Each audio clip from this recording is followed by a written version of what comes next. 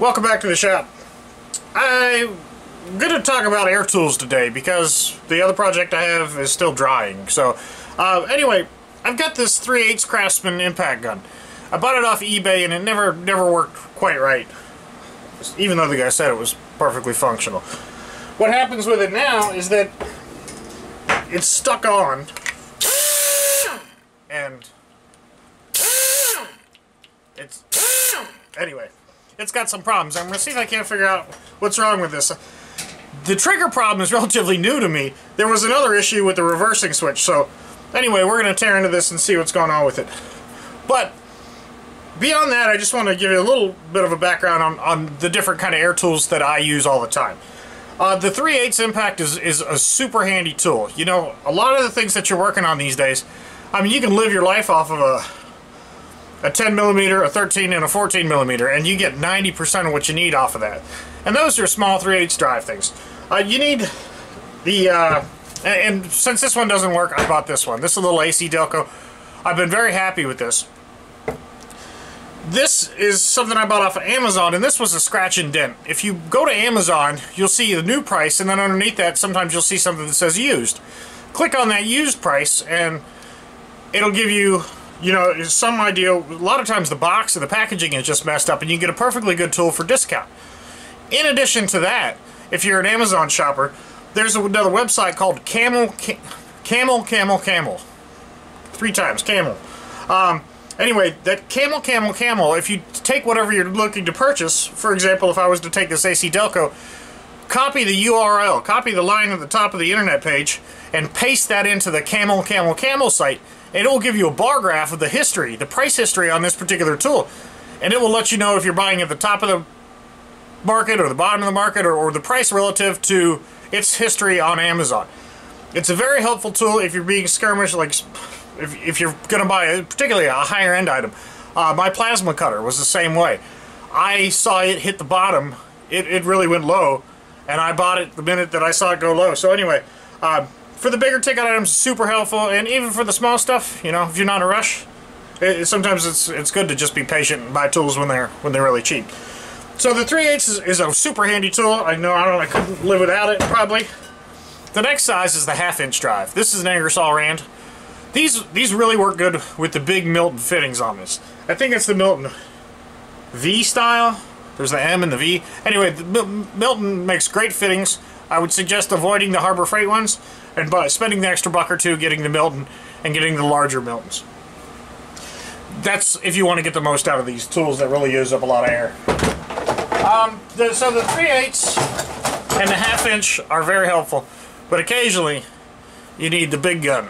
And this is the 3/4" Ingersoll Rand.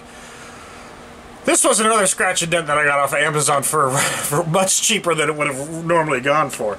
These things, I mean, for a home shop, for a home gamer like me, a lot of these big tools are sort of cost prohibitive. But if you keep an eye out, occasionally you'll come across some good stuff. And with air tools, you know, you don't always have to get high end. Ingersoll Rand is a good name brand. But occasionally these little off-brand AC Delco things will work just fine too. So anyway, back to the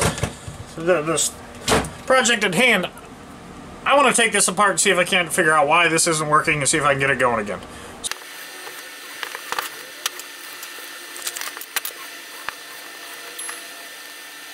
Now, ideally, I mean, the tool that has a lot of use on it will have worn out components. But there's also a high probability of the fact that maybe if somebody had put this together with Teflon tape, too much Teflon tape, that some debris could have got caught in one of these shuttle valves or something.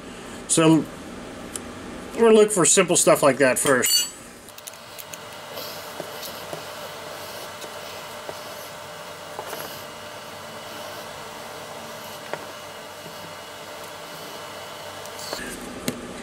Now, as I understand it, there's going to have a flow path, and it looks like this is a divider that's going to send air through some of these valleys and either into this channel for counterclockwise rotation, and then if I flip the lever, then it's going to go into this chamber, and then it's going to go into clockwise rotation. And these excuse me, these wipers are going to expand out as and contact that outside surface. And as this tool gets older and older, these wipers are going to get smaller and smaller. I do not think that there's anything wrong with the wipers or anything with the actual impact mechanism, which is at the front of this drive. There's going to be a couple hammers up in this end of it. And I don't necessarily know if it would be wise to disassemble this. Let's go for it.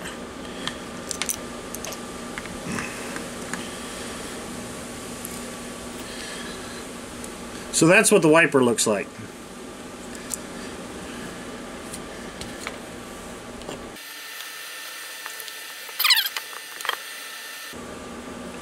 Bearing feels alright.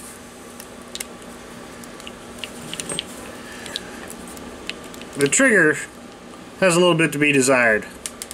Oh shit. Alright, now we just had a little ball bearing fall out. Uh-oh. Several ball bearings fall out of the front of this. Lots of ball bearings fall out of the front of this. That may have been the end of this tool.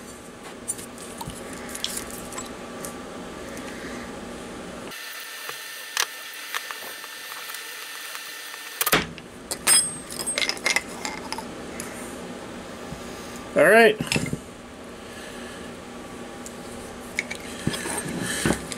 This is the problem with this. Apparently, this cage exploded and all the bearings had just gotten lost in the front of this.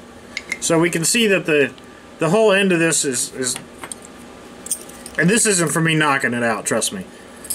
You can see the cage has just been eating itself slowly.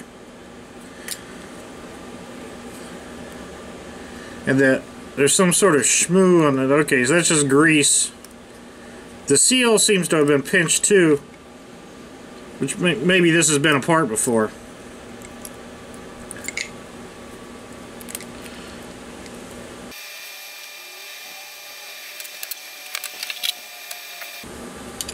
Alright, so that's just the inner side of that bearing. There's probably no point in tearing this thing all apart, because buying another bearing for this is probably not worth it. It's seen